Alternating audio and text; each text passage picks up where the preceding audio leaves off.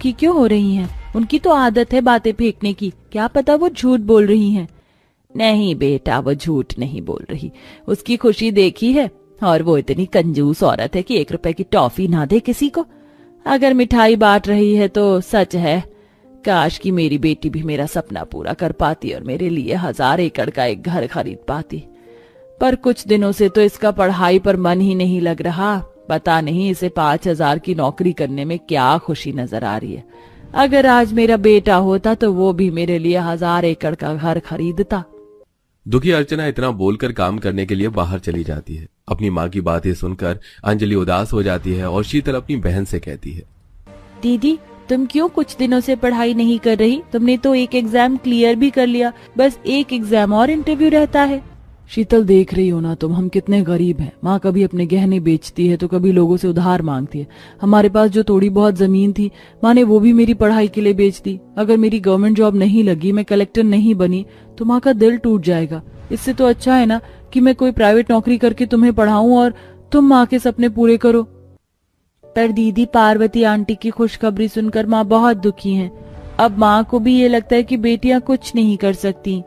इतना बोलकर शीतल उदास होकर पढ़ाई करने के लिए बैठ जाती है। अपनी बहन को उदास देख और अपनी माँ की बातें सुन एक बार फिर अंजलि आगे पढ़ाई करने की ठान लेती है और इस बार कोई कोचिंग क्लास न लेकर घर में ही पढ़ाई करती है।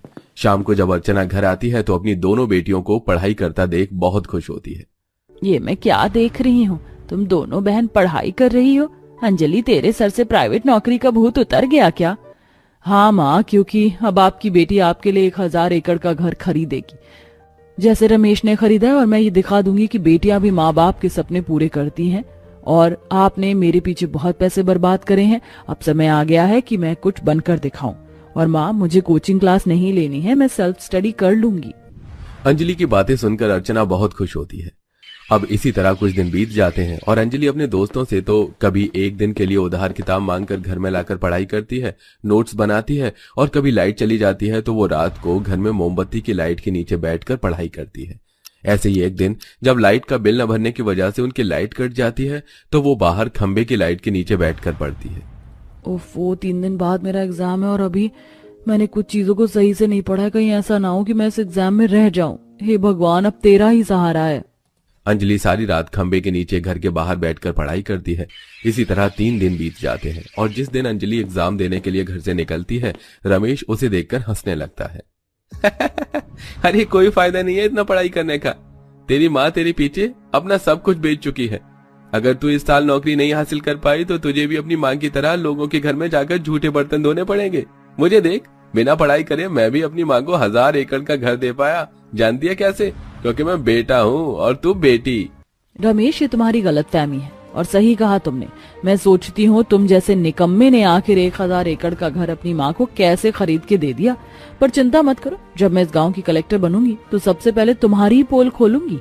अंजलि रमेश को सुनाकर एग्जाम देने के लिए जाती है और उसका एग्जाम काफी अच्छा जाता है। इसी तरह 1 महीना बीत जाता है और एग्जाम क्लियर कर जाती है, जिसके बाद वो इंटरव्यू देती है और देखते ही देखते कुछ ही दिनों में उसकी कलेक्टर की सरकारी नौकरी लग जाती है और सरकार की तरफ से उसे रहने के लिए एक छोटा सा घर दिया जाता है, जिसमें वो उसी दिन शिफ्ट कर लेते हैं।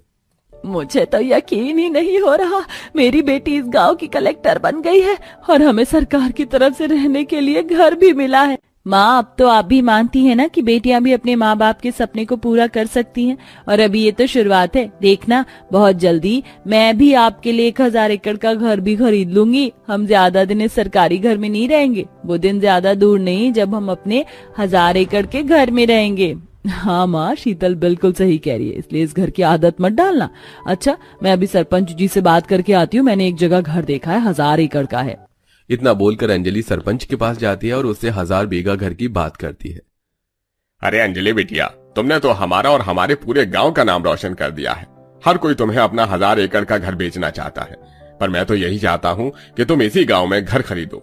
इसलिए मैंने 1-2 घर भी देखे हैं। अगर तुम कहो तो मैं तुम्हें आज ही दिखा देता हूँ। हाँ, क्यों नहीं सरपंच जी। और सरपंच जी, जब मैं अपने घर में अपने परिवार के साथ जाऊं तो मेरे उस 1000 एकड़ के घर में स्पेशली पार्वती आंटी को जरूर लाना, उन्हें कुछ बताना है मुझे। कलेक्टर बनने के बाद अंजलि अपने गांव के लिए भी काम करती है और साथ ही साथ अपनी माँ के सपने को भी पूरा करने में लगी रहती है। समय यूं ही गुजरता है और बहुत जल्द अंजलि अपनी माँ के लिए अपने ही गांव में 1000 एकड़ का घर खरीद लेती है। और जब इस बारे में गांव वालों को पता चलता है तो सभी लोग अंजलि को बधाई देने के लिए उसके 1000 एकड़ के घर में जाते हैं, जहां अंजलि अपने परिवार के साथ गार्डन एरिया में बैठकर चाय पी रही होती है।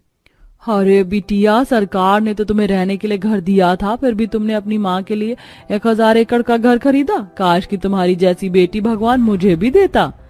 आज तो तुम बहुत खुश होगी अर्चना बहन, आखिर तुम्हारी बेटी ने तुम्हारा सपना जो पूरा किया है।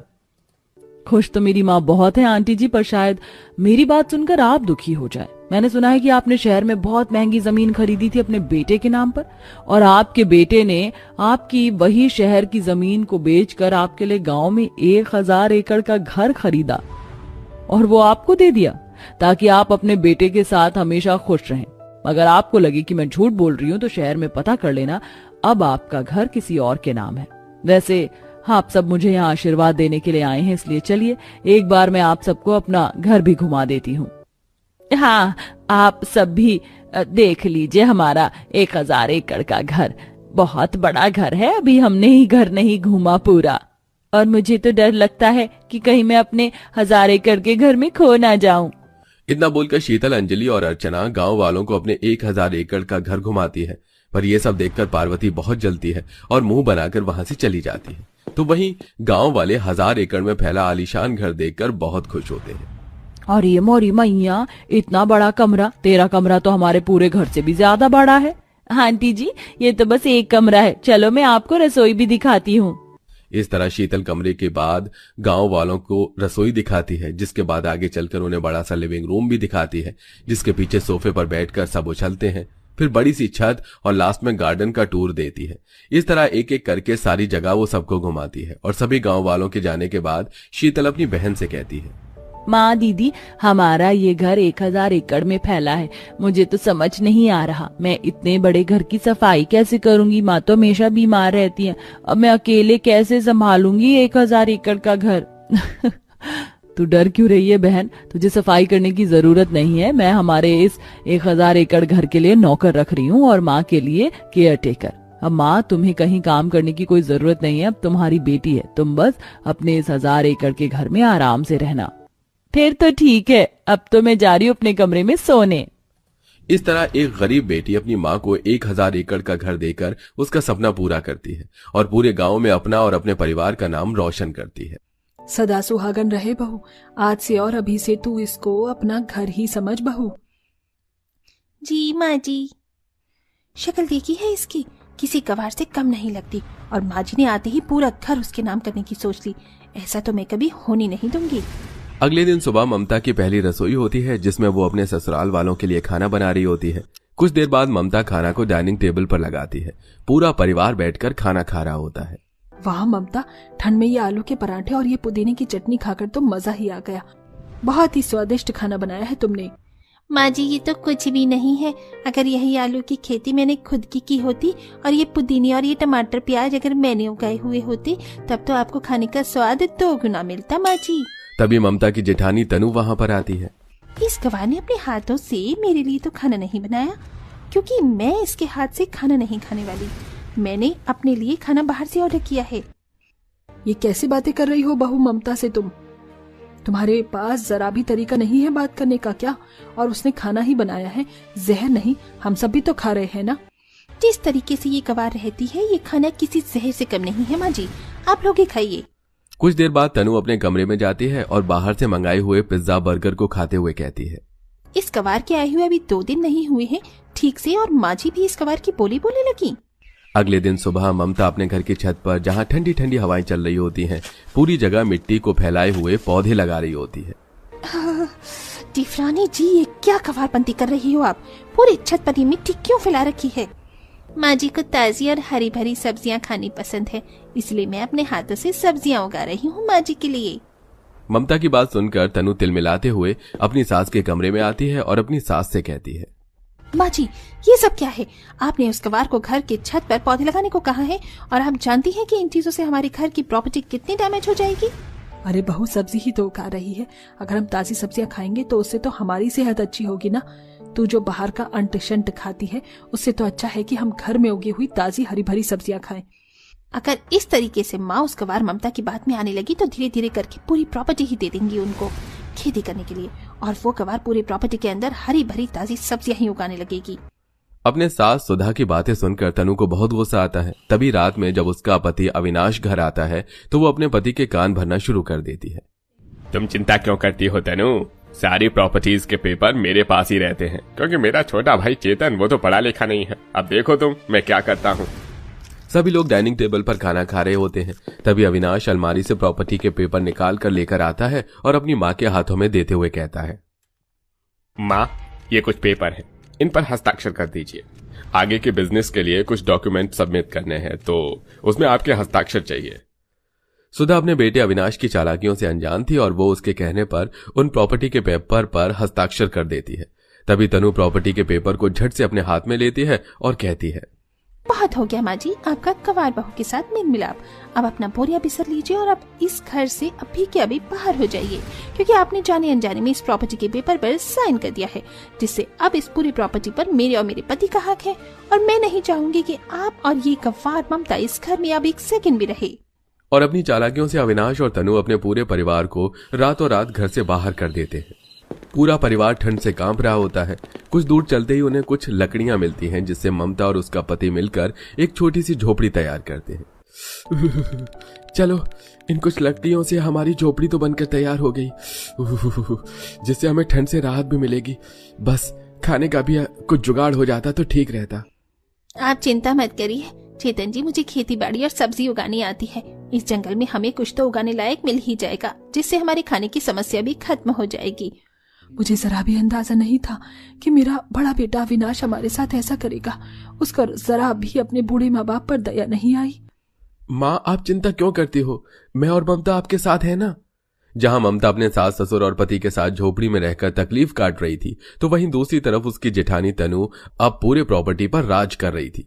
ऐसे कुछ दिन बीतते हैं। ममता अपनी झोपड़ी के बाहर आती है, जहां पर बहुत सारी खुली जगह और मिट्टी पड़ी होती है, जिसे खोदकर ममता ताजा हरी हरी सब्जियां उगाना शुरू करती है। टमाटर, प्याज, आलू, धनिया, पुदीना जैसी छोटी मोटी सब्जियों की खेती करती है। एक दिन ममता अपनी सास और अपने पति के साथ बैठकर चटनी रोटी खा रही थी कि तभी चेतन कहता है, इतनी थोड़ी सी सब्जी ही हम उगा पाते हैं, जिसे हम न तो खा ही पाते हैं और न ही ठीक से बेच ही पाते हैं। चेतन अपने परिवार के साथ चटनी रोटी खा रहा था और अपने दिनचर्या की बातें कर रहा था। तभी वहां पर एक बूढ़ी औरत आती है, जिसका लिबास बहुत ही फटा पुराना होता है। वो ठंड से कांप रही थी। वो उनके दरवाजे पर आकर खड़ी होती है। तभी ममता घर से बाहर आती है और उनको घर के अंदर ले जाकर बिठाती है। माँ जी आप ठीक तो है ना? और इस ठंड में आप ऐसे क्यों? क्या हुआ आपके साथ? बेटा कई दिनों से कुछ खाया नहीं है, मुझे कुछ खाने को दे दे, बहुत जोर से भूख लगी है। उस बूढ़ी औरत की बात सुन के ममता अपने चूल्हे के पास आती है, जहां वो देखती है कि खाने का कुछ भी नहीं होता।